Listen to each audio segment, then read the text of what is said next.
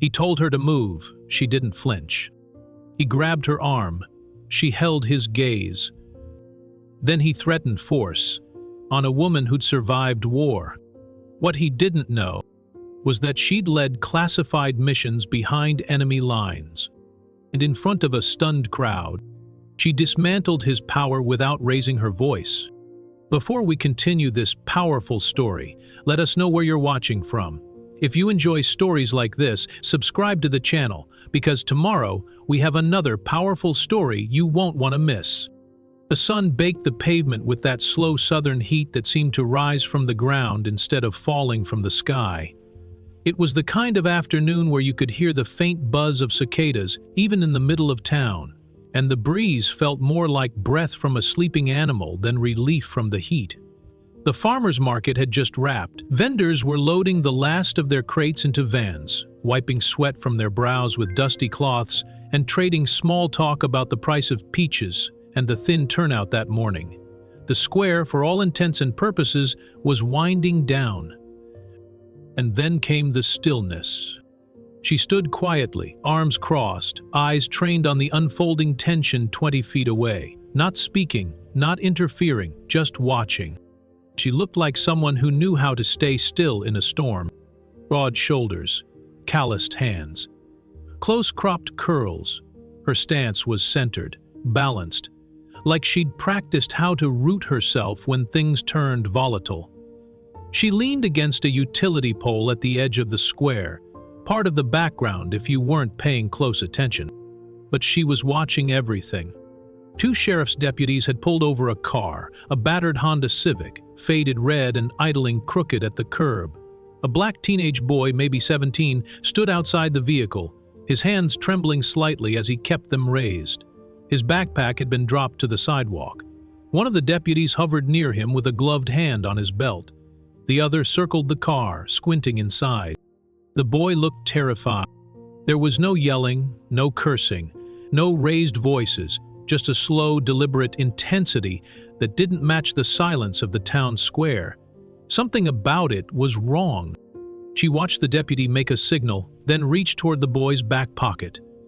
The boy flinched, not dramatically, but enough. That's when her arms tightened just a little more across her chest. She didn't move, didn't raise a phone, didn't say a word. But there was an alertness in her posture now, not curiosity, readiness. Across the square, an old man selling jars of blackberry jam paused, mid-sack.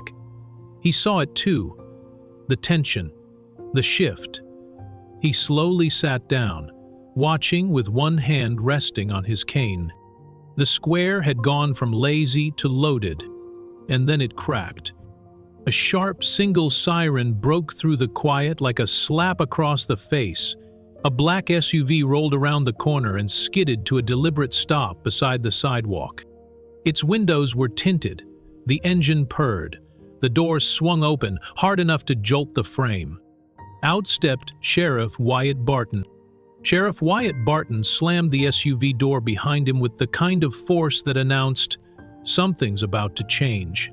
He was a man built like a linebacker gone soft, his badge clinging to his shirt like it was trying not to fall off. He moved with the heavy arrogance of someone used to being obeyed before he even opened his mouth. Every step he took toward the scene was an assertion. He didn't just walk, he claimed space. The deputies barely glanced up when they saw him. One gave a small nod, the kind that said, "We've got this under control." But Barton wasn't interested in control. He was interested in dominance, spectacle, making sure everyone remembered who ran this town. And then he saw her. Still as ever, back against the pole, eyes watching him without fear. No phone, no protest sign, no words. Just presence.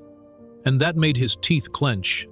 To a man like Barton, silence was defiance. Calmness was a challenge. She wasn't yelling, so he couldn't dismiss her as a loudmouth. She wasn't filming, so he couldn't accuse her of baiting. She wasn't interfering, so he couldn't order her away on legal grounds. She was just watching, and it infuriated him. He broke from his path to the deputies and beelined toward her. People in the square took notice. Conversations quieted. Phones started sliding from pockets, lenses flipping up behind purses and beneath canopies. Something was building, and the townsfolk knew it. He stopped 3 feet from her. She didn't uncross her arms, didn't blink, didn't flinch. "Move along," Barton said. 2 words, low and gruff, like a growl barely concealed in human form. She tilted her head slightly, like she was trying to determine whether she'd heard him correctly. Her expression was unreadable, part curiosity, part stillness, part, "I've seen worse men than you and lived." She didn't move. Barton's jaw ticked. "You deaf?" he said, louder. This time she met his eyes, slow and deliberate. Her voice was soft but even. "I'm observing. That's legal." Something in the way she said it, measured, not mocking, made it hit harder than a raised voice. Now more phones were up. A teenager on a bicycle nearby had stopped mid-pedal, pulling out his phone with shaking hands. Barton took a half-step closer. His shadow now overlapped hers. "Don't play games with me, lady." Her mouth didn't even twitch. "I'm not playing anything." That was when something shifted in him. Maybe it was the way she stood, centered, unafraid. Maybe it was the fact that she didn't show him the fear he was so used to commanding. Maybe it was something deeper, the threat he couldn't name, only feel.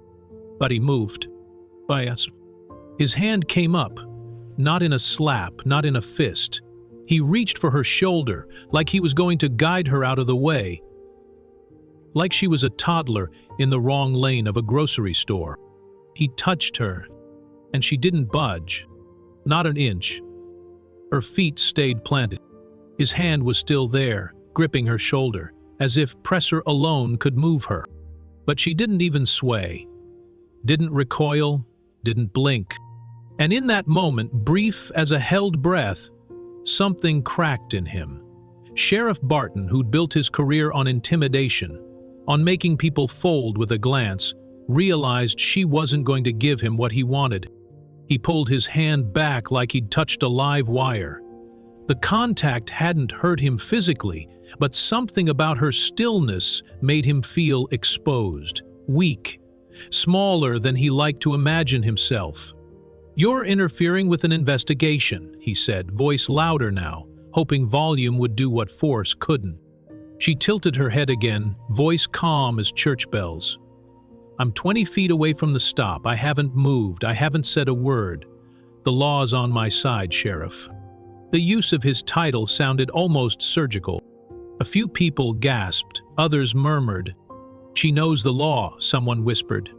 "You better back down," came another. But Barton wasn't listening to them. He was watching her, searching for something in her eyes that might tell him who she was, where she got that confidence, that silence that refused to yield. She didn't look away. He stepped in close again, heat rising in his neck. "I said, back up or I'll make you." Her answer came in a single word. "Try." It wasn't a dare. It wasn't shouted. It wasn't theatrical. It was final. And it rang louder than any threat he could give.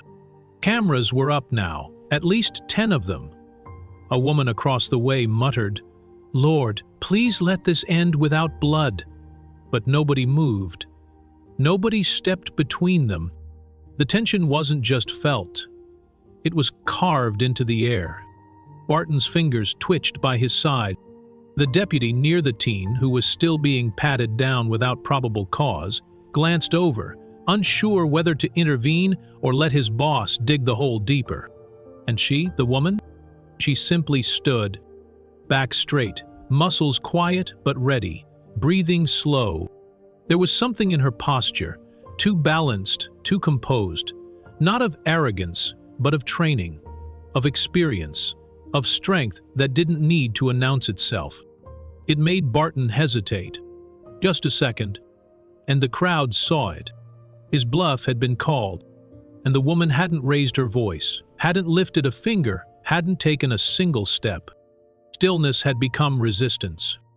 and resistance had just won round one. The square was silent, except for the wind brushing through tree branches and the occasional distant horn from the highway. But the energy had shifted. No one was buying vegetables anymore. No one was sipping lemonade.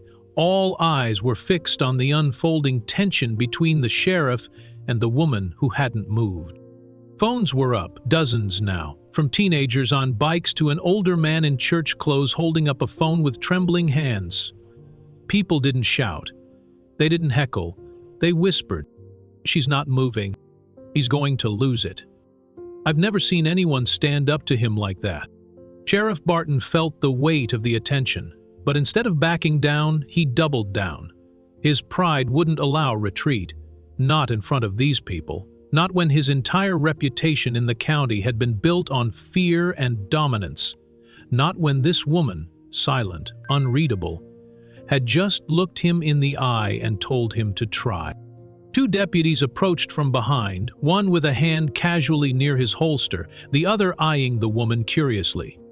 "You need backup, Sheriff?" the older one asked, glancing around, uncertain whether this was about law or ego now. Barton didn't look back. "No," he said through gritted teeth. "I've got it." It was no longer about the teen being searched, no longer about procedure or policy. This had become personal. He wasn't going to be defied, especially not by someone who made him feel this, powerless. The woman remained still. Barton stepped back half a pace, took a breath and reached behind his belt. What came out next was not a citation pad or a radio. It was his baton. He let it hang at his side at first, casually, like a dangling threat. But the sound it made when he slapped it against his open palm, once, then again, was sharp enough to make a baby cry somewhere across the street. Every phone caught that sound. His deputies looked uneasy now. The crowd quieted even further, if that were possible. He raised his voice just enough. "Don't make me use this," he said. It wasn't a question. It was a warning. She looked down, not away. Down at the baton in his hand. Then she looked back up into his eyes with an expression so calm it almost seemed cruel. "I'm unarmed," she said, "and you're being recorded threatening a peaceful citizen." Her voice wasn't loud, but it was clear, direct. No tremble, no hesitation. Barton's jaw tightened, his knuckles whitened around the handle, and still the baton didn't move. It hung there like a question he wasn't ready to answer. And the crowd held their breath, waiting for who would move next. The air buzzed with tension, but no one spoke. No one needed to. The eyes of the town were now 1,000 witnesses, and their phones were 1,000 more. The woman hadn't flinched, hadn't raised her voice, hadn't so much as shifted her weight, and yet she had taken control of the moment without lifting a finger. Sheriff Barton wasn't used to that. His voice usually moved people. His badge usually ended conversations. His threats usually worked. But here stood this woman, arms still crossed, spine straight, eyes steady. No badge, no backup, just presence. The kind of presence that couldn't be taught. The kind born in battle, forged in silence, and mastered through restraint. Barton still held the baton. His fingers flexed around it, his breath louder now, nostrils flaring in a slow, visible effort to hold himself together. But the crowd saw it. He was the one unraveling, not her. And then she moved. Not quickly, not aggressively, just one step forward. Her boots clicked softly on the concrete, the sound impossibly loud in the stillness. It wasn't a challenge, it wasn't an attack, it was a shift, a declaration. She wasn't retreating, she was closing the distance between courage and cowardice. Barton flinched. Just slightly, a twitch in his shoulders, a minute shift in his stance. But everyone saw it. That one moment cracked the illusion. She spoke again, and this time her voice dropped slightly, just enough to add weight. "I've faced worse than you with less noise." The words landed like a slap, not because they were shouted, but because they were true. She didn't say them for the crowd. She didn't say them to provoke. She said them like someone stating the weather. Barton didn't know what to do with that. He glanced at his deputies. They weren't smiling, they weren't nodding, they weren't moving. Neither was she. In the silence, someone in the crowd whispered, "She's already won." The words, though quiet, spread like wildfire through the crowd. Others murmured in agreement. Look at him. Can't touch her now. He knows it. Barton could feel his authority slipping, not just in the moment, but in the eyes of the people. Every second that passed, every heartbeat where he didn't act, every breath where he didn't swing that baton or shout an order, made him look smaller. And her, she looked larger, not in size, but in spirit. Someone in the crowd began a live stream. Another whispered, "She's military, gotta be. No one stands like that without training." Still, she didn't speak again. Still, she didn't move. And yet she owned the square now. And Barton knew it. Sheriff Barton gripped the baton tighter, trying to mask the subtle tremor now traveling through his wrist. His gut told him to step back. His ego screamed to go forward. Every fiber of his pride demanded action, but every eye in that crowd held him still. The woman had not even told him her name. She hadn't needed to. In her silence, she'd exposed him. The baton hovered in the air, still tapping lightly against his gloved palm. He thought it might scare her, intimidate her into backing down. But now he understood. She had seen worse than this. Much worse. And he, in this moment, was not a threat. He was a test. And he was failing it. She looked down at the baton once more, then slowly back up to his face. Her gaze didn't flicker, didn't shift. It stayed locked, as if measuring something deep inside him that even he didn't want to admit was there. "I'm unarmed," she said again, her voice calm, even. "You'll be recorded beating a peaceful citizen. That's what this will be." Her words were not a warning. They were a fact. Barton felt it settle on him like a weight, heavier than the gear strapped to his chest. The silence around him had changed. No longer waiting to see what he'd do, now judging him. A young girl in the back whispered to her mother, "Why doesn't he leave her alone?" Barton's deputies still stood nearby, unmoving. One of them shifted awkwardly, clearly uncertain whether to step in or disappear. This wasn't about safety anymore. It was about pride. It was about one man who had spent too long being the biggest presence in the room, and now finding himself dwarfed by someone who hadn't even said her name. The woman took another step forward. Not a threat, not a challenge, just a shift of message. "You do not scare me. I'm not here for them," she said softly, nodding toward the teenager and the deputies behind him. "I'm here for justice. So maybe ask yourself what you're really trying to stop." Her words landed with the kind of finality that couldn't be argued. Barton's breath caught. He looked at her, at the crowd, at the cameras, at the baton. And then, slowly, almost imperceptibly, he lowered it. Not all the way, but enough. Enough for the tension to drop like a thunderclap across the square. People exhaled. Some whispered, "He backed down." Others said he had no choice. But she didn't move again. She didn't gloat. She didn't smile. She stood exactly where she had been. Still, present. And everyone watching knew they had witnessed something rare, something quiet, something powerful. She hadn't won by shouting. She hadn't won by force. She had won by being. And Barton, for the first time in years, had no idea what to do next. Sheriff Barton's face twitched. Something in his pride snapped as the silence settled too long, as too many eyes stayed locked on this woman, this defiance he couldn't explain. He'd commanded fear before. He'd ruled over this town square with nothing but his presence. But today, no one was backing him. No one was looking away. They were watching him like he was the problem. And the woman?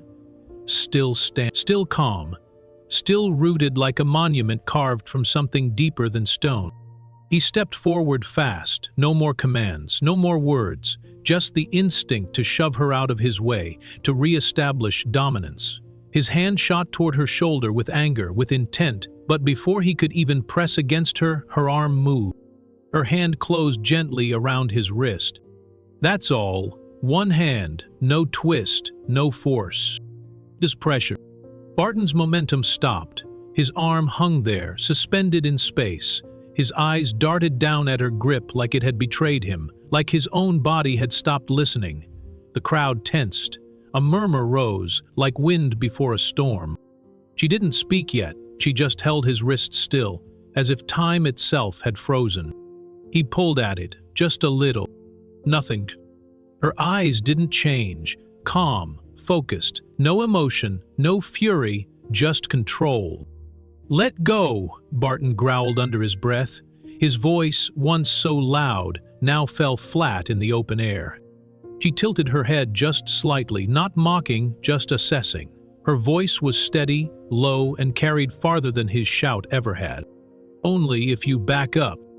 A collective gasp swept through the crowd. Some people flinched. Some drew their phones closer. Someone whispered, "Oh my God." Another voice rang out louder from the crowd, filled with fear and urgency. "He's about to hit her!" Barton's jaw flexed. He glanced around. Dozens of phones were pointed at him now. His deputies had stopped moving. Not one stepped in to help. He jerked his arm back. She released her grip instantly. He stumbled. Not violently, not dramatically, but enough. Enough to feel it. Enough for everyone to see it. He caught himself mid-step, trying to pretend it hadn't happened, but the weight in the air made it undeniable. He'd just been held in place. Not by force, but by presence. By someone who hadn't even raised her voice. She stood still, her hands now calmly by her sides. And Barton? He stared at her like he'd seen something he didn't understand, like something ancient had just passed through him. And it had. She hadn't fought. She hadn't shouted. She hadn't run. She just stood. And for the first time in his long career of intimidation, he didn't know what to do next. The crowd watched, breath held, as the woman lowered her arms to her sides again. Her posture hadn't changed, still calm, still unmoving, but something had shifted in the air around her. A charge, a clarity, like everyone suddenly realized they were standing in the middle of a turning point. Sheriff Barton, still trying to recover his footing, both physical and symbolic, let out a low scoff. He shook his arm, rolled his shoulder, as if trying to prove to himself that he was still in control. But his face betrayed him. He was rattled. She watched him, and then, without a word, reached up and unzipped her hoodie. Slow, methodical, deliberate. The sound of the zipper slicing down through fabric echoed in the square like a blade being drawn. The sweatshirt peeled open. Beneath it, a plain black shirt. But over her heart was a small, unmistakable emblem. An eagle, an anchor, a trident. The insignia of the United States Navy SEALs. People in the crowd squinted. Some zoomed in with their phones. Someone gasped. Someone else whispered, "No way." She let them look. Then she reached into her back pocket, slow again, nothing threatening, no sudden moves, just purpose. What she pulled out was a laminated card. She held it up, not like she was showing it to Barton, but to the world. The cameras caught every detail. Her name, her rank, her clearance. It wasn't a driver's license. It was Navy SEAL identification. Real, laminated, government-issued. The crowd exploded. A roar of disbelief and cheers surged through the square. Phones tilted and wobbled as people turned to each other, mouths open, voices shouting over one another. "She's a SEAL? Oh my God, she's actually military. Barton's done. He's done." Across social media, the moment exploded in real time. Someone clipped the 5 seconds from her unzip to the flash of the card and uploaded it with the caption, "She was never just watching." Navy SEAL, silent power, justice. In real time. Thousands of views in minutes. Retweets, shares, screen grabs. Even news stations began picking up the live stream. Barton didn't speak. He stood there blinking, as if the words Navy SEAL didn't register in his mind, as if he had trained himself so long to believe that threats looked a certain way, loud, aggressive, male, that this moment short-circuited everything. She looked him dead in the eye and finally broke the silence. "You want to know who I am?" Barton's lips curled in contempt. He reached for the last piece of pride he had. "You're a nobody," he spat. The crowd reacted again, this time not with gasps but with anger, the kind that simmers in the belly. The woman simply raised the card a little higher. She didn't flinch. And she didn't need to respond, because the moment had already answered for her. She stepped forward. Not fast, not threatening, just one step. But that single movement cracked something wide open in the space between them. Sheriff Barton's feet shifted. His shoulders twitched like he wasn't sure whether to step back or hold his ground. She stood tall. Her shirt, still unzipped, revealed more than an insignia. It revealed everything he'd missed. Discipline, strength, honor, and a history that didn't tremble in front of authority. Because it was authority. "I fought in 4 countries," she said, her voice even and unshaken. "Led men into fire, watched brothers fall and stood back up. And you think raising your voice works on me?" It was less a question and more a declaration, a reminder, not just to him but to everyone watching. She didn't blink. Barton did. His eyes darted to his deputies, then back to her. No one moved. They weren't behind him anymore. They weren't beside him. They were somewhere else, mentally gone. This was no longer a routine show of control. This was a reckoning. "You don't know what you just stepped into," she continued, taking another slow step. "You picked the wrong day, the wrong woman, and the wrong crowd." Voices in the background called out, "Say that again." "He's telling the truth, man. Look at her. She's not scared of you." One of the younger deputies took a slow step back, not wanting to be in the blast radius of what was coming. Another reached for his radio but paused, unsure if this was now a situation he could or should intervene in. Barton's mouth opened, but no sound came out. The woman tilted her head slightly, reading him like a book she'd read before. "You thought you could intimidate me," she said softly, "because you saw a quiet black woman standing still. You thought silence meant weakness. You didn't stop to consider that silence might mean something else." She let the words hang in the air. Then came the final nail. "You didn't know who I was, but you also didn't care." Another wave of energy rippled through the crowd. And then, in real time, it happened. A video clip, just under 40 seconds, was uploaded to social media from 3 different angles. One clip showed Barton trying to shove her, another captured the ID reveal, the third caught her stepping forward and delivering those final words. The hashtags appeared instantly. Navy SEAL, silent power, wrong fight. She stood still. Barton exposed. Commenters filled the timeline. She didn't need to fight. She just needed to stand. That's how you handle a bully, with truth and presence. She didn't raise a hand and she still won. In less than an hour, the clip reached trending status. And standing at the center of it all, still calm, still present, was a woman who didn't need a uniform to prove her authority. She was the moment. And Sheriff Barton? He was already fading into the background of a story that no longer belonged to him. It started as a single video, grainy cell phone footage, a silent standoff between a calm black woman in a dark hoodie and an angry sheriff with a baton in his hand. No shouting, no chaos, just her eyes, steady. His fury. And the moment her hand calmly stopped his wrist, the moment she opened her jacket and revealed who she was. Within an hour, the video had spread like wildfire. Someone posted it on TikTok with the caption, "Sheriff thinks he's tough until he meets a SEAL." That post alone racked up over 300,000 views in under 30 minutes.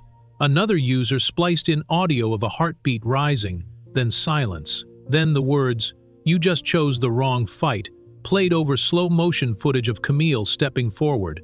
Twitter caught fire. Hashtags began to multiply: Camille Joyner, Silent SEAL, Sheriff Barton, Justice in Silence, Respect Black Women. A viral remix on YouTube cut together crowd footage with military parade shots and combat footage, underscored by solemn orchestral music. The clip ended with her words, "I've faced worse than you with less noise." Every platform lit up. By the second hour, national influencers were sharing it. TikTok creators began using the clip to start challenges, standing in front of injustice without saying a word. News compilations cropped up. Commentators called it the quietest takedown in internet history.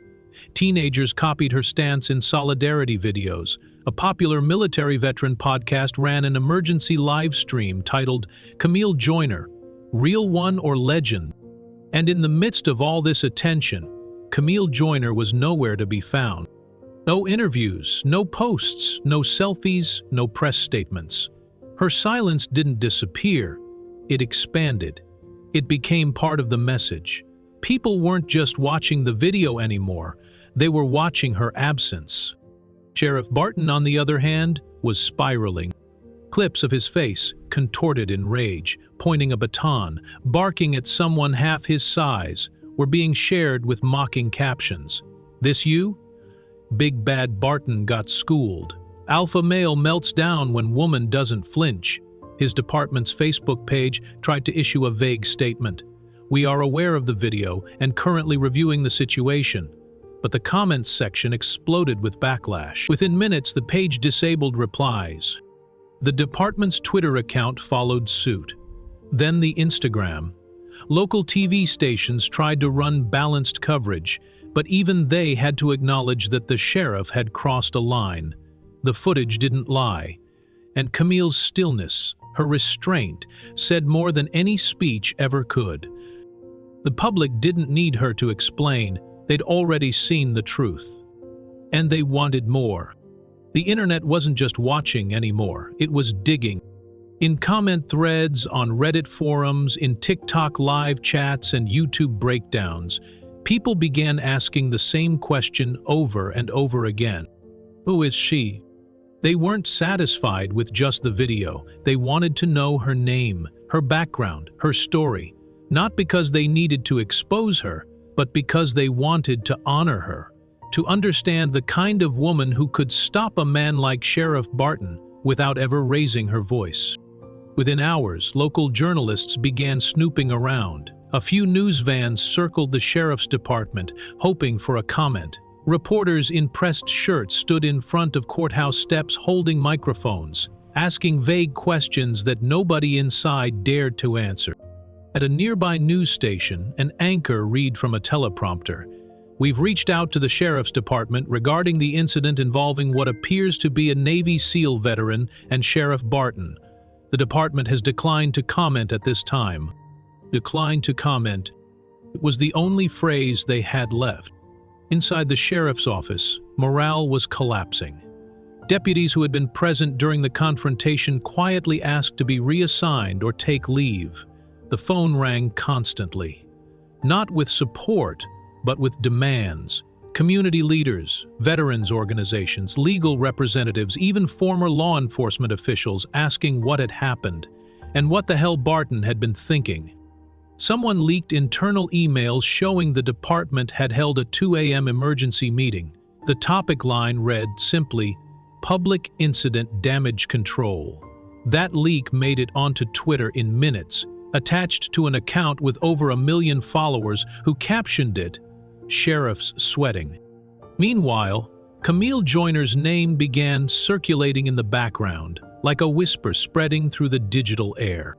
First, it came from military Reddit, a quiet thread posted by a user with a badge that read, "Retired SEAL Commander." The post was short, just 7 words. "That's Camille, she's the real deal." The comments exploded. Wait, the Camille? She served in Iraq and Afghanistan, right? Didn't she do that hostage recovery in Nigeria? A few users were skeptical, but others confirmed it. She doesn't do interviews, never has. I was in Bravo team with her. She taught half the men I know how to stay alive. Screenshots of her service awards began appearing, not from Camille herself, but from former teammates who couldn't stay silent. Photos emerged of her in uniform, face partially turned away, always composed, always quiet. And still, she said nothing. No public statement, no tweet, no Instagram post, nothing. The sheriff's department, in contrast, deleted every image of Barton from their homepage. And it was too late, because in a world that couldn't stop talking, Camille Joyner's silence had become its own kind of roar. Camille Joyner stayed silent. While the world turned her into headlines, hashtags, and breaking news, she remained exactly as she had been that day on the street. Calm, still, untouchable. Reporters knocked on her door. They called neighbors, called her relatives, left notes in her mailbox. Every time they reached out, they got nothing, not a word, not a statement, not even a refusal. She simply didn't engage. And the silence worked. Because it wasn't emptiness, it wasn't avoidance, it was strength. The same strength that had shaken Sheriff Barton in front of the cameras was now shaking the entire system that had once stood so confidently at his back. People noticed. Commenters online began to describe her silence as more powerful than any interview could ever be. "She doesn't need to talk," one wrote. "We saw what happened. We know the truth." Another added, "Every second she stays quiet, the sheriff looks smaller." Threads filled with support. Posts called her restraint the loudest statement in America. Her name was no longer a rumor whispered by veterans. It was confirmed. Camille Joyner. Screenshots of her service records appeared in mainstream outlets, vetted by journalists who rushed to verify every detail. She had served 12 years in the Navy, 5 of them in the SEALs. She had deployments in Iraq, Afghanistan, and North Africa. She had earned commendations for valor, leadership, and endurance. Those who served with her described her as the kind of teammate who never bragged, never shouted, but always finished the mission. "She doesn't need the spotlight," one old teammate wrote on Facebook, "but if you want to know what kind of person she is, just understand this. When things were falling apart overseas, Camille didn't raise her voice, she just acted. And because of her, some of us came home." The post was shared tens of thousands of times, and with each share, the myth of Camille Joyner became the truth. She wasn't just the woman who stood in front of a sheriff's baton. She was the embodiment of a principle: silent strength, power that didn't come from rank, from noise, from ego, but from clarity, from composure. Meanwhile, Sheriff Barton tried to counter the narrative. Leaks suggested he was preparing his own press conference, hoping to spin the incident as a misunderstanding. But his words never made it to air. Every time he rehearsed, his aides said it sounded hollow, because no matter how he tried to frame it, the images spoke louder than any excuse. A man with a weapon, a woman with nothing but her presence, and the man lost. Camille's refusal to explain became a lesson in itself. Editorials appeared in national papers with headlines like "When Silence Speaks Louder Than Authority" and "Camille Joyner and the Power of Stillness."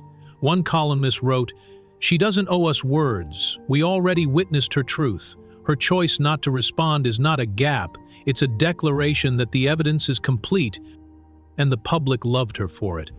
The hashtags shifted. No longer just Navy SEAL or Silent Power. Now it was Camille Stands, Respect Joyner, no words needed. Ordinary people printed the phrases on t-shirts, posters, and banners. Artists painted murals of her face, half in shadow, half in light, with her eyes fixed forward and her mouth closed. Beneath the image, "Strength doesn't shout." The more she resisted the pull of cameras, the more the cameras wanted her. And yet she stayed the same. She had made her point on that street, and she wasn't going to cheapen it with endless commentary. because Camille Joyner understood something Sheriff Barton never had. True power doesn't demand to be noticed. It's noticed because it cannot be denied. Her silence became sacred, a kind of vow, and the world began to understand. Camille Joyner didn't need to defend herself. She already had. And the evidence was carved forever into the memory of millions. Sheriff Wyatt Barton walked to the courthouse podium like a man stepping onto thin ice. The flags behind him fluttered, cameras blinked red, and the square was packed with reporters. He gripped the sides of the lectern, cleared his throat, and tried to summon the voice that used to move crowds and quiet rooms. "Thank you for coming," he began, breathing through his nose. "I'd like to address the incident. There's been a lot of misinformation." He glanced at his notes, then lifted his chin. "I didn't know who she was." Silence spread through the press line like a fuse. A reporter in a navy blazer stepped forward. "Sheriff, why does that matter? Do citizens need special identities to be treated with respect?" Barton blinked.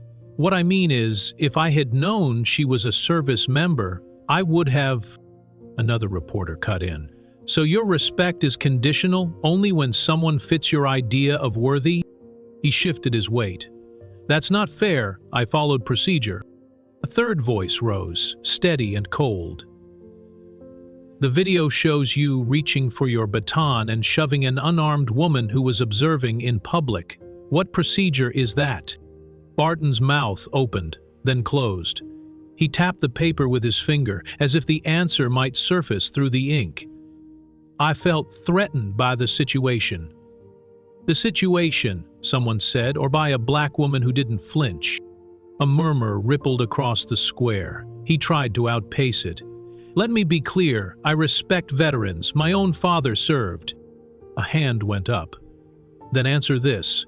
Would you have acted the same if she had been white and wearing the same insignia?" Cameras zoomed. Barton's face glistened under the morning sun. "This isn't about race," he said, but his voice thinned at the edges. A local anchor raised her mic. "Sheriff, you just said you didn't know who she was. Are you telling us the law depends on a person's resume, or only that your restraint does?" He gripped the lectern harder. "You're twisting my words."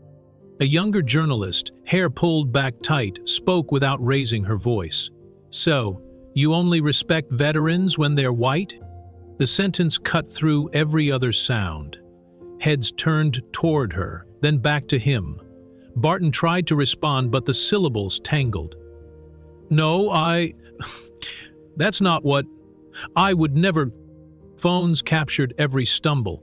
A deputy stepped toward the podium, then stopped, unwilling to share the frame. Barton shuffled his papers, found nothing helpful, and forced a brittle smile.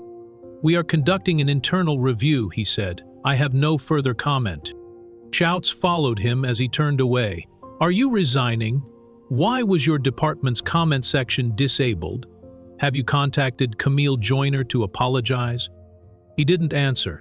He descended the steps with his shoulders tight and his jaw set, and the clip of that single question began racing across the internet before he reached the curb.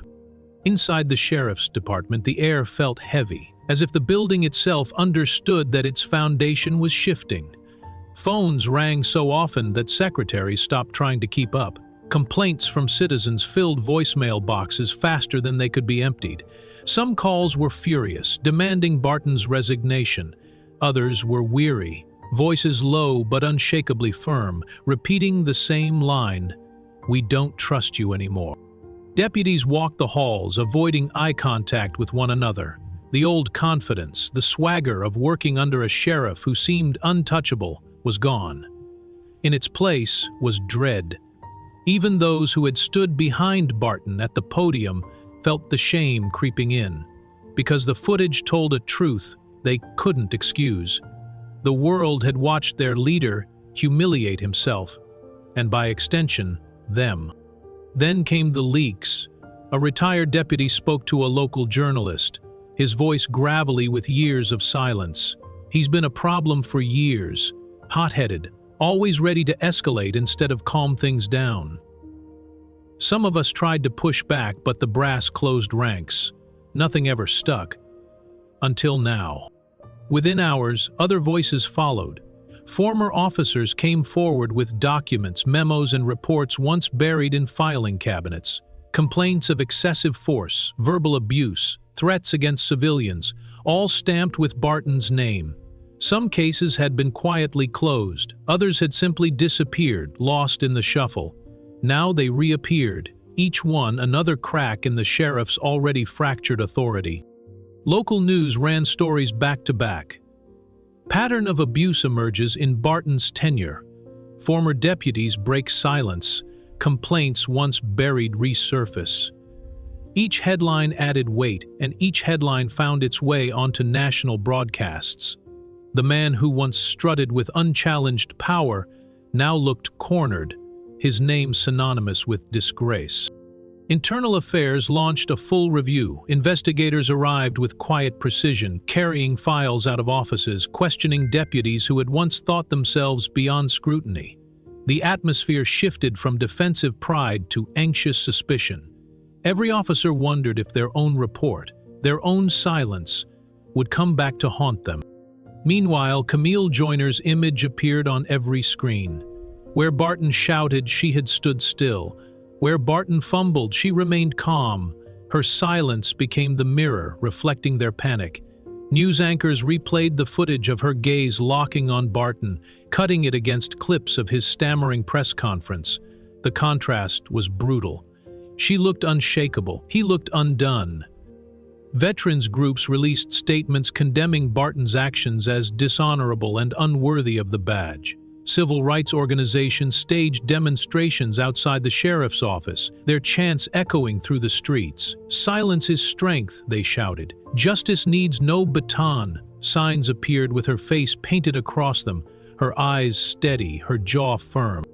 Inside Barton's department, the fear thickened. Deputies whispered in corners, wondering if they should distance themselves from him. Some called in sick rather than face the cameras stationed outside. The empire Barton had built on intimidation and arrogance was falling, brick by brick, under the weight of truth and public outrage. Malaj sent the menace out, and at the center of it all, Camille Joyner said nothing. She didn't need to. Every second of her silence pushed Barton further into collapse. While Barton's department unraveled, Camille Joyner's actions couldn't have been more different. She didn't summon reporters, didn't post long statements online, didn't even step near a microphone. Instead, she walked quietly into a small VFW post tucked on the edge of town. The sign outside was faded, the flagpole leaning slightly. But inside, it was a sanctuary for those who had worn the uniform. The room fell still when she entered. A few veterans in worn jackets lifted their eyes and recognition rippled through them. Not recognition of viral fame, but of something deeper. They saw one of their own. An elderly man rose shakily from his chair, his cane clattering against the floor as he reached for her. Camille met him halfway, pulling him into a steady embrace. There were no cameras to catch it, no hashtags to magnify it, just the quiet weight of solidarity between generations who had bled for the same flag. Someone asked if she would speak. She shook her head at first, content to just sit among them. But when a younger veteran, his cap still bearing the sand and sweat of deployment, asked why she hadn't defended herself more forcefully, she finally answered. Her voice was low, almost private, but the words carried through the room. "This isn't about me. It's about everyone like me who didn't go viral." The silence that followed was reverent. Men and women who had seen war, who knew the price of being overlooked, sat with their eyes fixed on her. In that moment, Camille wasn't just the woman who had stood against Barton. She was a vessel for all those who had been silenced before her. One veteran pulled out his phone, typing her words into a message that spread faster than fire. By nightfall, social media was flooded with posts quoting her. "This isn't about me. It's about everyone like me who didn't go viral." Families posted pictures of loved ones who had served and suffered quietly. Civilians shared their own encounters with unchecked authority. Her sentence had given them permission to be seen. Camille left as quietly as she came. No entourage, no flashing lights, just the sound of her footsteps fading into the evening.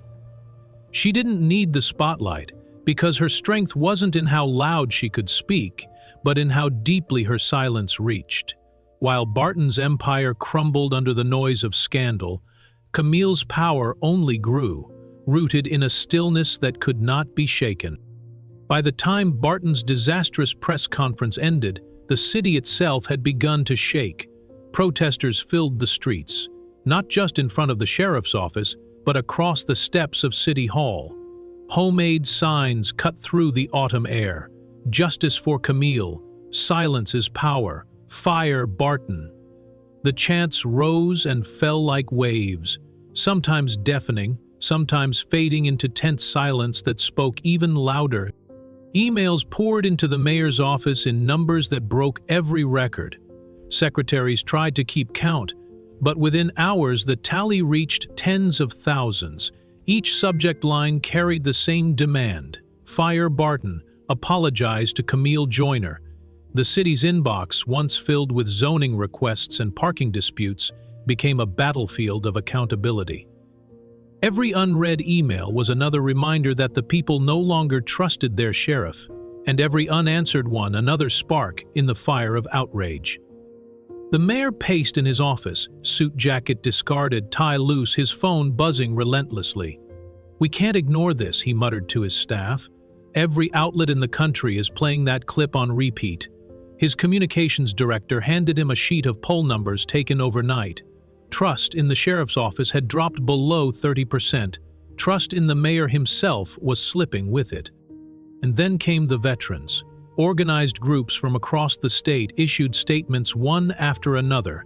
The American Legion chapter downtown released a letter signed by nearly every member, condemning Barton's actions as a disgrace to the badge and to the respect owed to those who serve. A group of combat veterans marched silently through the city square, their boots hitting the pavement in unison, their signs simple: "Stand with Camille." The sight of men and women in old fatigues standing shoulder to shoulder with protesters changed everything. No longer could critics dismiss this as a social media uproar. The moral weight of service, sacrifice, and patriotism had turned against Barton. News vans lined the block outside City Hall, anchors speaking live into cameras as chants rattled the glass doors behind them. Inside, council members argued about how quickly to act.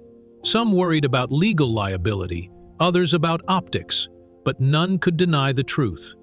This was no longer a storm that could be waited out. The city itself was demanding resolution. As night fell, the mayor called an emergency council session. The agenda was short and brutal: Barton's suspension, pending investigation, proposals for immediate reform, public apology to Camille Joyner.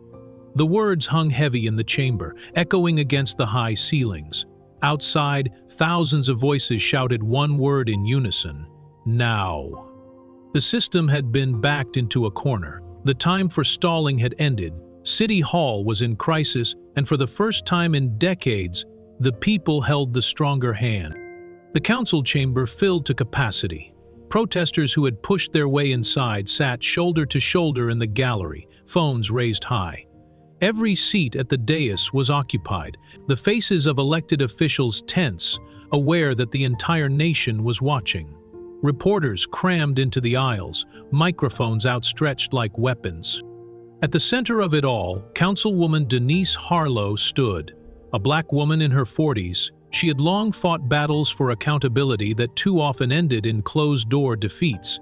But tonight the air was different. Tonight she carried the weight of thousands chanting outside and millions watching online. She carried something else, too. From a leather folder, she pulled a laminated card and held it high above her head. The camera zoomed in, the gallery gasped.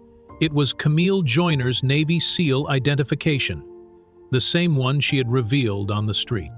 "You don't get to pick and choose who gets respect," Harlow said, her voice cutting through the air like steel. "You don't get to shove a black woman because you think she's nobody, only to stammer an apology once you learn she's a veteran. That is not respect, that is cowardice." Applause erupted, filling the chamber until the mayor's gavel banged for silence. But Harlow wasn't finished. She stepped forward, lowering the card but keeping her eyes locked on her colleagues. This city cannot claim justice if the people sworn to protect it abuse their power. And make no mistake, what Sheriff Barton did was not just a mistake. It was an abuse of authority, of dignity, and of the very badge he wears. Camille Joyner stood silent, but her silence spoke the truth. And now, the truth demands action. The gallery shouted action now as her words echoed. Another councilman tried to interject, raising concerns about due process. But Harlow spun toward him, her fingers stabbing the air. Due process does not mean endless excuses. Due process means accountability. If Barton wants his day to defend himself, he can have it, but until then, this council must vote to suspend him. And we must do it tonight. The crowd roared again. The mayor, sweat glistening on his forehead, realized he had lost control of the room. This was no longer about politics, this was survival. The roll call began. Each eye was met with cheers, each hesitant nay drowned in boos, and when the final tally was read, the gallery exploded. Barton was officially suspended pending investigation. Protesters pounded on the chamber walls, chanting Camille's name as if she were seated among them. Outside, the announcement rippled through the crowd. Fireworks burst over the square, improvised but perfectly timed. Phones lit up with live streams capturing tears, hugs, and chants that carried into the night. Councilwoman Harlow stood silently at the podium as the room erupted around her. For once, silence wasn't just Camille's weapon, it was hers too. A silence that confirmed victory. The morning after Barton's suspension, the city awoke to a new headline. Council considers Camille protocol. The phrase spread fast, coined by activists and community leaders who had stayed up all night drafting proposals. At a packed press conference, reform advocates laid out the measures with crisp clarity. The Camille Protocol, they announced, is built on 3 pillars: mandatory de-escalation training for every officer, civilian-led disciplinary boards with the power to hold hearings, and no approach zones protecting peaceful observers from harassment or intimidation. The proposals electrified the crowd. For years, citizens had begged for more oversight, more transparency, more humanity in policing. Now, in the wake of Camille's silent standoff, those demands had crystallized into policy. National outlets picked up the story within hours. CNN ran a segment titled, "From Viral Video to Policy Reform, the Camille Protocol." The New York Times ran an editorial calling it a blueprint for 20th century accountability. Twitter lit up with hashtags, Camille Protocol, Silent Strength, Reform Now. Inside police departments across the state, officers reacted with unease. Some welcomed the changes, weary of the culture of silence that had long protected men like Barton. Others bristled, fearing their power was slipping away. But even they couldn't deny the shift. The public had drawn a line, and that line was named after the woman who refused to move. Camille herself said nothing publicly. She didn't stand at the podium, didn't give a statement, but her absence was louder than any speech. Reform wasn't about her name. It was about what her name had come to symbolize. Across the country, city councils in other states began debating similar measures. A mayor in Chicago tweeted, "Watching closely, Camille Protocol could guide national reform." A council member in Atlanta reposted the clip of Camille gripping Barton's wrist with the caption, "This moment started it all." For once, the story of injustice had not ended with outrage alone. It had been followed by tangible change, written into policy, debated in chambers, and carried by citizens who refused to back down. The sheriff's badge, once untouchable, was now under the microscope of the people, and Camille Joyner's silent stand had forced the system itself to look in the mirror. For weeks, Camille Joyner had allowed her silence to speak louder than any microphone. She hadn't sat for interviews, hadn't given speeches, hadn't even acknowledged the tidal wave of attention that swept across the nation. But on a crisp afternoon, she finally decided the time had come to speak. Not through a press conference, not with a crowd of reporters, but with something far simpler. She sat on a park bench beneath an oak tree, dressed plainly in a gray sweater and jeans, her hair pulled back. A friend recorded the clip on a phone, no bright lights, no studio, no script. The hum of children playing in the background gave the video a rawness that no production company could have manufactured. Camille looked straight into the camera, her expression calm, her voice steady. "I wasn't there to fight," she began. "I was there to witness. He chose war, I chose posture." The words hung in the air, simple yet heavy with meaning. She didn't explain further, didn't defend her actions, didn't elaborate on the moment that had already been replayed millions of times. She just sat, speaking as if to one person rather than millions, and when she finished, she looked down for a breath before the video ended. 90 seconds. That was all. Within an hour, the clip spread across platforms. By nightfall, it had been viewed 4 million times. By the end of 2 days, over 12 million. Comment sections swelled with reactions. This is what real strength looks like. She didn't need to scream. She didn't need to strike. She just stood. One viral post paired her words with the freeze frame of Barton stepping back. He chose war. She chose posture. Commentators dissected the line on talk shows. Journalists wrote columns about its resonance. Sociologists pointed out that Camille had flipped the language of combat into the language of restraint. Even veterans, often critical of simplified narratives, admitted the words carried the authenticity of someone who had lived them. And yet, perhaps the most striking part of the video wasn't the words themselves, but the way she delivered them, without pomp, without anger, without any attempt to dramatize, just calm, steady, deliberate. That tone was what gripped people most, because it echoed the very silence that had first defined her power on the street. By the third day, the clip was being shown in classrooms, in community centers, even in church sermons. Pastors and teachers alike told their congregations and students, "Strength doesn't always shout. Sometimes it stands still." Camille had broken her silence, but in her own way, brief, unadorned, and unforgettable. Camille's 90-second message triggered something bigger than applause. It pushed leaders to act. Just days later, the mayor stood at a podium in City Hall, cameras flashing, reporters crammed shoulder to shoulder. The air was electric with anticipation. For weeks, city officials had stumbled through statements, trying to manage outrage while avoiding direct blame. But now, there was no escaping it. On behalf of this city, the mayor began, his voice strained but deliberate, "We owe Camille Joyner not only gratitude, but an apology. She should never have been treated as she was. She stood with dignity. We failed to meet her with the same." The room erupted in murmurs, pens scratching furiously across notepads. The apology was national news within minutes, headlines blaring across television tickers and online feeds. Barton's name appeared alongside the word "suspended" in every major outlet. His power, once absolute, now carried the stench of disgrace. That evening, Camille appeared at a town hall meeting. She hadn't asked to be there, but the community demanded it. When she walked in, the entire room rose to its feet. The standing ovation lasted nearly a full minute, applause echoing until it blurred into cheers and shouts of her name. Camille stood at the edge of the stage, hands folded, expression calm as ever.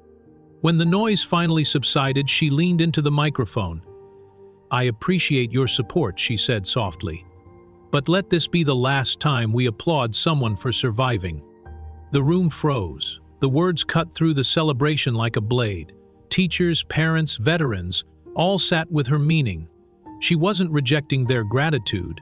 She was reminding them that survival should not be the bar, justice should. For a moment, silence blanketed the hall, the kind of silence that carried weight. Then came applause again, slower, steadier, but now carrying a different tone. Not just celebration, but commitment. People nodded through their clapping, as though agreeing with her demand. The quote spread instantly, carried across social media, printed in bold headlines. "The last time we applaud survival." Civil rights leaders praised her for reframing the narrative, for refusing to let herself be turned into a spectacle rather than a symbol. Political commentators debated what it meant for reform, arguing that Camille had shifted the conversation from individuals to systems, from one confrontation to the countless unseen. That night, while crowds outside City Hall chanted her name, Camille returned home quietly. She didn't revel in the ovation, didn't extend her remarks, didn't make herself the center of celebration. She gave one sentence, and it was enough to change the tone of the nation. Weeks later, Camille accepted an invitation that felt far more personal than any press conference. A local high school had asked her to speak, not to the media, not to officials, but to the students, young people who had followed her story online, who had painted her quotes on poster board, who had looked at her not as a celebrity, but as proof that calmness could be power. She walked into the school auditorium to the sound of thunderous applause, though it was different from the ovations of adults. This was raw, unfiltered, the kind of cheering that comes from kids who see themselves reflected in someone for the first time. Teachers lined the walls, many already in tears before she even spoke. Camille stepped to the microphone, scanning the rows of young faces. Her voice was soft but clear. "You don't have to raise your voice," she said, "to raise the bar." A hush fell over the room. The line hit harder than any lecture. Students shifted in their seats, some wiping their eyes, others leaning forward, hanging on her every word. A girl in the front row whispered, "That's it. That's exactly it." Camille spoke for only a few minutes more, telling them that strength wasn't about volume, that courage wasn't about fists, and that power wasn't about intimidation. "The greatest weapon you have," she told them, "is knowing where you stand, and standing there with calm." By the time she stepped away, several students were openly crying. Teachers embraced her, whispering thank yous as the room filled with applause once again. But this time, Camille didn't let the clapping continue too long. She raised a hand gently, and the crowd fell silent. "Don't just cheer," she told them. "Carry this into how you live. Carry it for each other." A week later, the school unveiled a mural on the side of its gymnasium. It depicted Camille standing calm and upright, her shoulders squared, her eyes steady. Beneath her figure, painted in bold letters, were her words, "You don't have to raise your voice to raise the bar."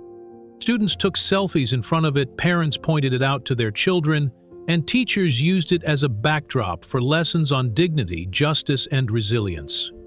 In the heart of that school, Camille's message had become permanent, a reminder to every young person who passed through its doors that silence, when rooted in principle, can echo louder than any shout. The debate on police reform had dragged for months, but the chamber felt different the day Camille's image showed up on the floor. A senator held up a printed still from the street. Camille upright, steady, Sheriff Wyatt Barton mid-lunge. The room, usually loud with procedural chatter, settled into a tight, uneasy quiet. "This is what happens when authority forgets its duty," the senator said. "We cannot keep asking citizens to risk their lives to expose what policy should prevent." Staffers watched from the gallery and exchanged quick glances. They had already seen the clip 100 times, but it looked heavier under the dome, like evidence presented at the trial of a system. Another lawmaker rose and read the timeline into the record. The shove, the baton, the wrist held in place, the reveal, and the silence that followed.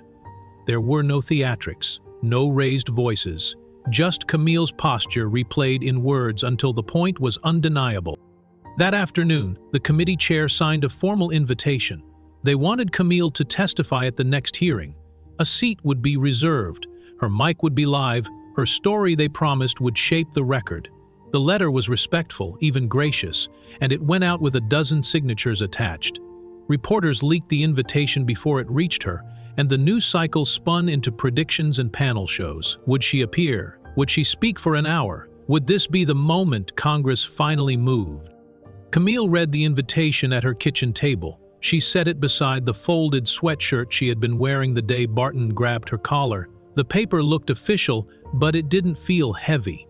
She didn't need a microphone to say what she had already said standing still. She drafted a reply on a blank document, no letterhead, no flourish, and kept it to 3 paragraphs. Her response arrived at the committee the next morning. The chair read it silently first, then aloud in full. If you want my voice, change the law. I was not silent because I lacked words. I was silent because posture was the only language power would hear. Do not ask me to sit at your table unless you are ready to stand with the people you represent. The sentence trapped the room in a taut pause. Some lawmakers nodded, others shifted, irritated by being told no. But the clip of that reading hit the air within minutes, and the line traveled faster than any stump speech. If you want my voice, change the law. It showed up on evening news chyrons, it ran as the headline on national sites, it was taped to office doors and community centers and printed on placards outside federal buildings.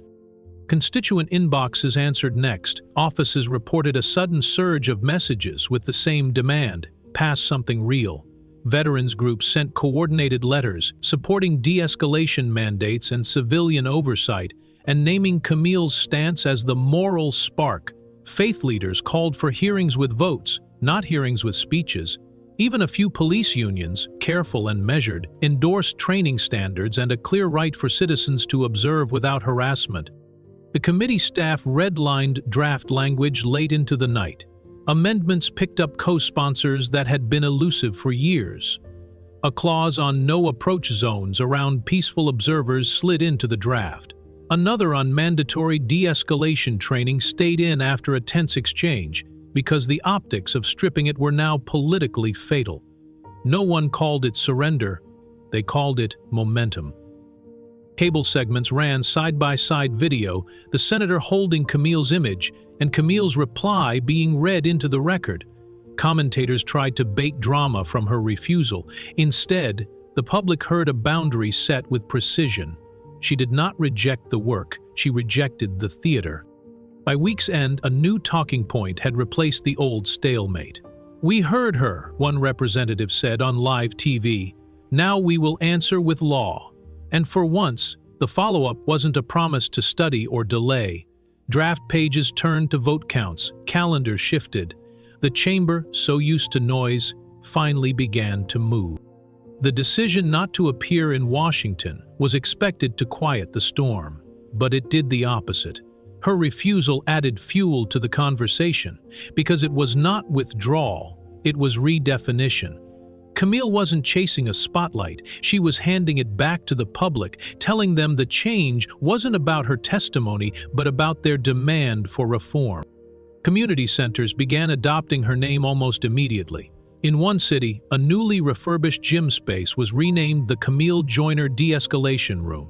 In another, a library annex that once hosted small neighborhood events was rebranded as the Silent Power Hall. Parents, teachers, and activists described these spaces as symbols of resilience, places where young people could practice conflict resolution, host forums, and learn the meaning of standing firm without striking. Veterans associations embraced her story too. In training sessions for new recruits, instructors replayed the clip of Barton raising his baton, Camille standing motionless, and the crowd holding its breath. The footage was paired with the caption, "This is restraint." One retired commander told his class, "Courage is not measured by how loud you can shout or how fast you can strike. Sometimes it's the ability to wait out the storm without moving." The recruits watched in silence, then applauded at the end, not because anyone told them to, but because they felt they had seen something that mattered. Her influence reached back into the Navy SEAL community itself. Training manuals began incorporating her example into coursework on decision-making under stress. Scenarios that once focused solely on tactical choices were updated to include moral restraint. A segment titled "The Camille Case" asked trainees to consider what power looks like when measured not by dominance, but by composure. Younger SEALs began quoting her lines, "I chose posture," like a mantra when endurance drills tested their limits. Meanwhile, the cultural world seized the story. Independent filmmakers announced a full-length documentary titled Silent Power, the Camille Joyner story. The trailer opened with the grainy cell phone footage, zoomed into her steady eyes, then cut to black with only her sentence, "If you want my voice, change the law." Within days of release, the teaser racked up millions of views, comment sections filled with people writing, "This is the story we needed right now." Artists painted murals on brick walls in downtown alleys. Camille depicted calm, shoulders squared, eyes forward, her silence echoing louder than Barton's threats. In schools, her portrait began appearing alongside leaders from the civil rights era. Teachers explained that the courage of the past hadn't ended. It had simply taken a new form in their own generation's time. What struck most observers was how little Camille herself did to maintain this momentum. She didn't tour the country, didn't sign a book deal, didn't seek office. She simply kept living, showing up quietly at a local gym or grocery store, smiling politely at those who recognized her. The less she tried to own the narrative, the more it grew beyond her, into a movement that no single person could contain. Every headline reminded the public that her strength came not from speeches, but from the discipline of stillness. By the time the documentary announcement broke across national news, Camille Joyner was no longer just a name. She was a shorthand for resolve, for the belief that one person standing firm could bend the weight of an entire system. The pressure finally broke Sheriff Wyatt Barton. For weeks he had tried to weather the storm, insisting he had followed procedure, but the walls closed in faster than he could spin excuses.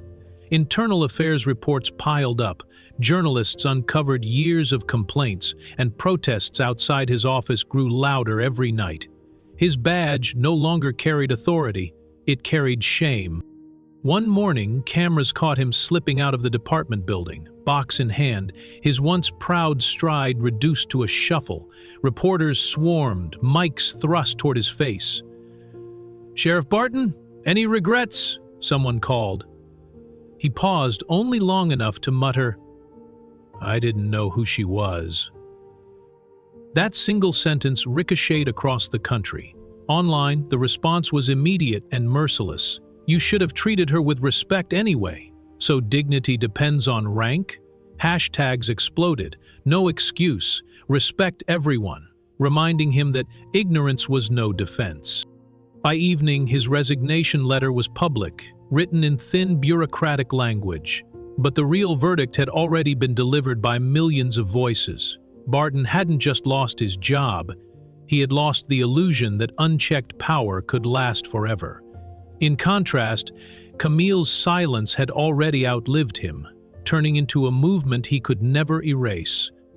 The story of Camille Joyner had already spread far beyond the square where she stood against Sheriff Barton. Yet the ripple was just beginning to reveal its reach. Across the country, women in uniform, soldiers, police officers, firefighters, medics, watched the footage and felt something shift deep inside. For years, many of them had learned to stay quiet about the dismissals, the slights, the condescension hidden in everyday commands. They had endured it because that was the culture. Endured it because they believed no one would listen. But seeing Camille hold her ground, calm and steady, against the weight of authority, showed them silence could mean something else. It could mean resistance. It could mean strength. Messages began to appear online, signed by women veterans who had long carried scars, both visible and invisible. "We've been silent long enough," wrote one. Another posted, "Watching Camille reminded me of every time I bit my tongue to avoid being called difficult. I realize now that silence can be power if we choose how to use it." Within weeks, those voices converged into something larger. They formed a network, not just a chat group or a hashtag, but an organized support system they named Black Women in Uniform, BWU for short. The name carried both pride and defiance. It reminded the country that these women had always been present, always serving, always carrying the weight of responsibility, yet too often ignored when it came to respect. BWU began holding virtual meetings at first, then in-person gatherings. Veterans who hadn't worn their uniforms in years showed up wearing pins and medals, tucked away in drawers, finally stepping into spaces where their experiences were recognized without question. The conversations were raw, often painful, but also healing. At the first national gathering, held in a modest community center in Atlanta, over 200 women came together. They stood in a circle as one retired sergeant broke down in tears, saying she had never before spoken openly about the discrimination she faced. Another woman, a Navy nurse, described how patients sometimes asked for someone else because they couldn't believe she carried the authority of her rank. Each story found resonance. Each silence broken felt like a wall crumbling. And through it all, Camille's image hung on a banner at the back of the room. Calm, upright, shoulders squared. By the time the conference ended, BWU was more than a network. It was a movement. They issued a mission statement declaring their intent to support one another, advocate for accountability within their institutions, and mentor younger women entering service. They weren't waiting for permission anymore. They were writing their own chapter of history, inspired by a single woman who had chosen to stand still rather than bow. While her name carried weight nationally, Camille refused to drift into the role of untouchable icon. She returned again and again to her community, the place where everything began. In the months after Barton's resignation, she worked quietly on projects that mattered to her most. One of her first moves was to fund scholarships for local youth, particularly for those whose families had felt the sting of over-policing. The scholarships weren't just for academics. They included trade programs, apprenticeships, and leadership camps.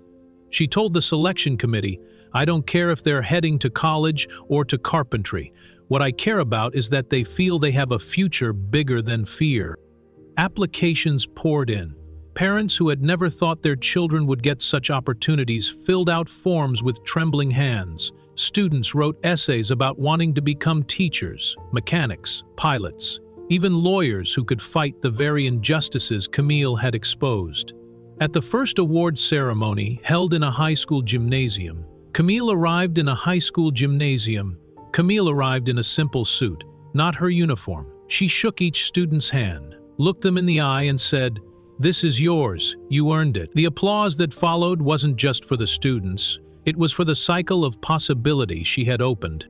Her second initiative focused on situational awareness training. She knew firsthand that ordinary people often froze in moments of danger or tension, so she developed community workshops where civilians could learn practical tools: how to read body language, how to record safely without escalation, how to recognize when authority was crossing the line.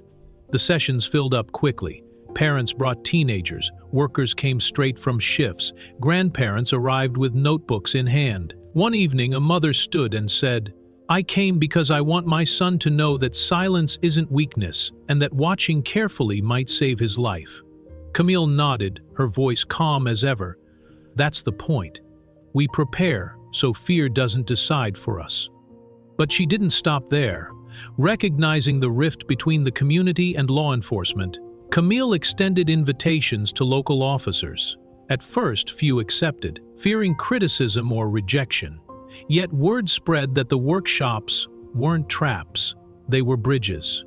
One young officer attended in plain clothes and later admitted he had never thought about what it felt like to be watched from the other side. Another veteran officer, skeptical at first, left saying, "I wish someone had taught me this when I was starting out." Slowly the sessions became mixed, civilians and officers side by side, listening, learning, recognizing the humanity in one another. Camille never raised her voice at these gatherings.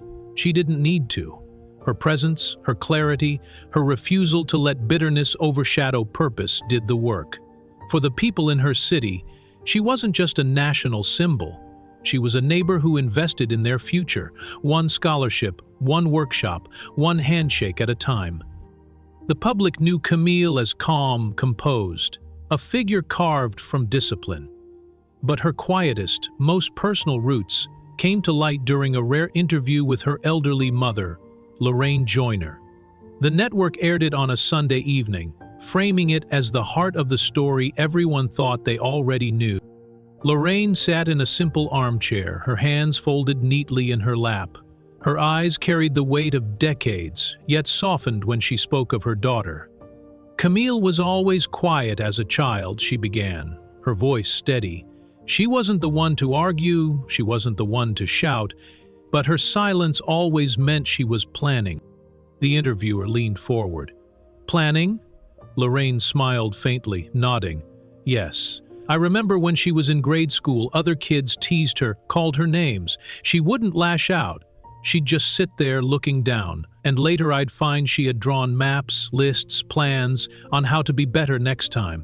That was her way. Her silence wasn't surrender, it was preparation." As the cameras rolled, Lorraine told stories that revealed a dimension the public hadn't seen. She spoke of Camille practicing push-ups on the living room floor long before anyone believed she could survive Navy training. She recalled nights when her daughter came home from school discouraged, only to wake up earlier the next morning to push herself harder. She learned young, Lorraine said softly, that the world would doubt her. But she decided to let that doubt be her fuel, not her chain. The audience watching across the nation felt the intimacy of a mother's witness. Lorraine wasn't describing a myth or a hero. She was describing a little girl who had always known that silence could be power if she chose where to place it. The line became the closing quote of the segment, replayed across media platforms. Her silence always meant she was planning. It resonated in classrooms, where teachers pinned it on bulletin boards. It resonated in homes, where parents repeated it to children as encouragement. And it resonated with the women of BWU, who adopted it as an unofficial motto for their support network. In every way, Camille's strength was no longer hers alone. It belonged to those who had learned from her, those who had been inspired by her, and those who would follow after her. Her mother's words gave the country its clearest understanding yet. Real strength does not vanish when the moment ends. It multiplies, creating more strength in others. And that was Camille's legacy. Silence that birthed a movement. Stillness that inspired action. A single stand that opened doors for countless more. 1 year later, the street looked almost exactly the same. Same cracked sidewalk, same lamppost with peeling paint, same tired trees clinging to their last few leaves in the summer heat. But everything about what the place meant had changed. A small crowd began to form early in the morning. Some came in silence, holding candles, while others came with their children, pointing gently toward the spot where it had happened, where a woman stood still, and an empire of arrogance collapsed around her. City workers cleared a small area with care. In the center, under a sheet, stood a bronze plaque, freshly polished. The mayor, this time standing beside Camille rather than dodging questions about her, stepped to the microphone. He didn't speak long, just a few words about accountability, justice, and the lessons of that day. Then the plaque was revealed.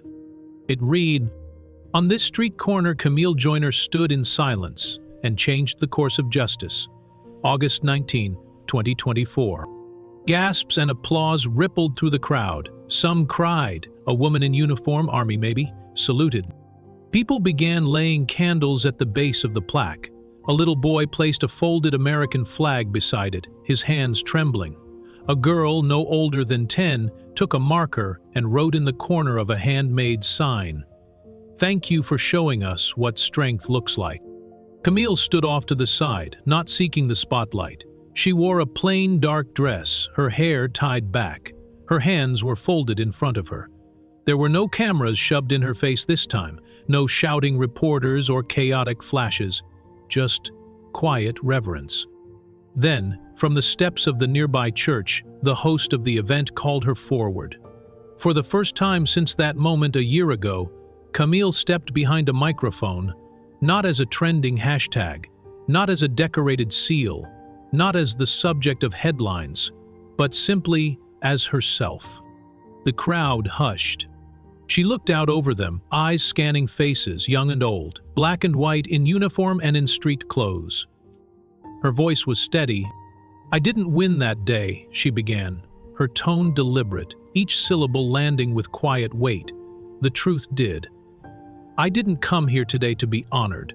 I came here to remind us all, you don't have to be known to be worth respect. You just have to stand in it. The silence afterward was not empty. It was full of understanding, full of memory, full of change. Camille stood quietly for a moment after her final words. No notes in her hand, no teleprompter, no rehearsed performance. Just truth, raw and unpolished, the kind that only experience could carve, the kind that made people stop scrolling and start thinking. I was raised to believe, she continued, that strength wasn't about volume, it was about steadiness, that courage didn't always roar, sometimes it stood still. And that day, when he chose rage, I chose to remember who I was. Her voice didn't waver. I didn't yell, I didn't strike, I didn't even raise my hand. I just stood still and let the world see what it means when silence has purpose. You don't need a uniform to deserve dignity. You don't need rank to earn basic respect. A soft breeze rustled through the trees above the crowd. Children shifted closer to their parents. Veterans in the audience removed their hats. Teenagers who had once reposted the video now listened, eyes fixed on the woman who had become more than a symbol. She had become a reminder of what restraint, discipline, and identity could look like when they came together. Camille looked down for a moment, as if remembering something. When she looked up again, there was a gentleness in her face, a warmth that hadn't always been there. It wasn't victory she wore, it was resolve. I don't want little girls to grow up thinking they need to go viral to be valued. I don't want young men to believe silence means weakness. And I don't want another officer to think that a uniform gives him the right to forget someone else's humanity. Applause swelled. Not wild, not chaotic, but grounded and grateful. She raised one hand, palm facing them, not to quiet the clapping, but as a gesture of shared respect. Then she stepped down from the podium and walked back toward the plaque. A group of school children gathered near it, pointing and whispering. One of them, a young girl in braids, held a sketch pad. She had drawn Camille in bold pencil strokes, back straight, head high, one hand resting calmly at her side. As Camille approached, the girl handed it to her without saying a word. Camille knelt, met the child's eyes, and whispered, "You have a gift." The little girl beamed. Camille stood again, tucked the drawing under her arm, and turned to the crowd for one last word. Don't wait for the world to notice you before you stand up for who you are. As the gathering came to a close, the street slowly returned to quiet. People lingered, taking pictures, leaving notes, hugging strangers. But eventually they drifted home, carrying something they didn't have when they arrived. A kind of clarity, a kind of stillness. The kind that doesn't fade when the news cycle moves on. Long after the crowd dispersed, the plaque remained.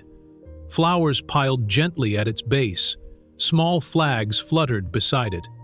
A laminated printout of Camille's most famous quote taped to the nearby pole. You don't have to be known to be worth respect. A mural had been painted on the side of a nearby building. It showed her as she had stood that day, upright, calm, unwavering, one hand raised, not in protest, not in surrender, but in quiet defiance of everything that tried to make her small. Behind her, silhouettes of others, women, veterans, children, mirrored her posture, all facing the same direction. Above them, the words stretched across the top of the mural in steady black font. Strength isn't loud, it's steady. The mural became a landmark. Tourists stopped to see it. Locals left offerings. High school students came on field trips. Veterans held quiet ceremonies there. And over time, the space transformed from a site of confrontation into a place of reflection, education, and pride. A year after the unveiling, local officials renamed the block Camille Joyner Way. Camille never asked for it. But when the plaque went up and the mural took shape, she showed up. Not for herself, but for what it meant. She walked the street again a month after the dedication, unannounced. No cameras followed her, no speeches prepared. Just her and her mother walking slowly arm in arm. They stopped at the mural. Her mother reached up and touched the painted hand. She was always like this, her mother whispered to no one in particular. Still water, but deep. Camille didn't say much that day. She just looked around, nodded at the people who waved, and left quietly. In the years that followed, her name continued to ripple through legislation, through classrooms, through documentaries and training manuals, not because she sought fame, but because her silence had been so loud it echoed. Her final public appearance came 3 years later, at a panel about leadership through adversity. Her answer to the last question summed up her journey. "If I did anything right," she said, "it was remembering who I was before anyone else tried to define me. That's not bravery. That's memory." She stood, shook hands, and walked off stage. And back on that corner where it all began, the street remained the same, quiet, steady. But now, every brick whispered her name.